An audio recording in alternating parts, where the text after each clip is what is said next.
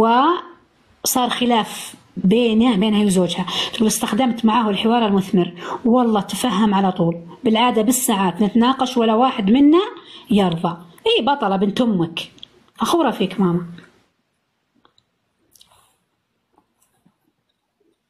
تقول نفس الكلام بس ما في جديد. يا ماما انتي من متابعيني اللي عندهم انتماء وولاء، بس غيرك جدد يا ماما، انا قاعدة اجاوب على الاسئلة امي. ليش تزعلين ماما؟ تبيني احضرك عشان ما يضيق صدرك، عشان ما يصير في تكرار؟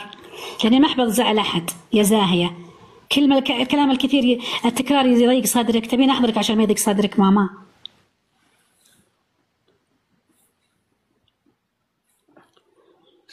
تقول تكلمي عن المعدد الظالم، ما هو ظالم، انت اللي ظالمة ماما، انت ظلمتي نفسك بانك ما اخذتي حقوقك.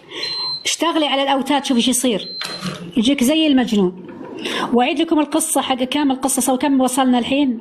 كم 73 من 74 هاجرها زوجها 35 سنه، 25 سنه مزوجها 35 سنه، ورجعته بيوم. بنتي لا تقولي ان ما معدد وظالم، تزوج اصلا ماما، تزوج قريبته وهجرها ماما، هجرها رجعته بيوم واحد، الذيبه بنت امها، بس نفذت الاوتاد يوم واحد.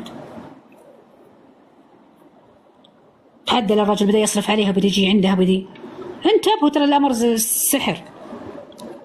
تقول الحين اخذت الكتاب بزوجي بيصير مثل زوجك. وين طارت المد؟ لحظه شوي، تكفين ويني؟ تكفين ولا تطيرونها؟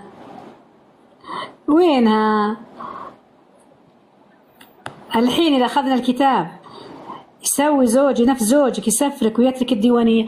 والله اذا صارت روحك مثل روحي، إذا عرفتي تثبتين الأوتاد صح، إذا قعدتي يا ماما تمثلين وانتي ضايقن صدرك إنك سعيدة علشان ما يمل زوجك وينفر ويضيق صدره، إيه يقدسك، يموت عليك، يصير مكانك مكان راحة.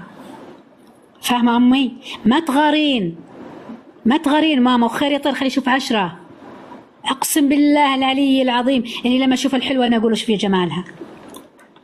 قلت لكم أنا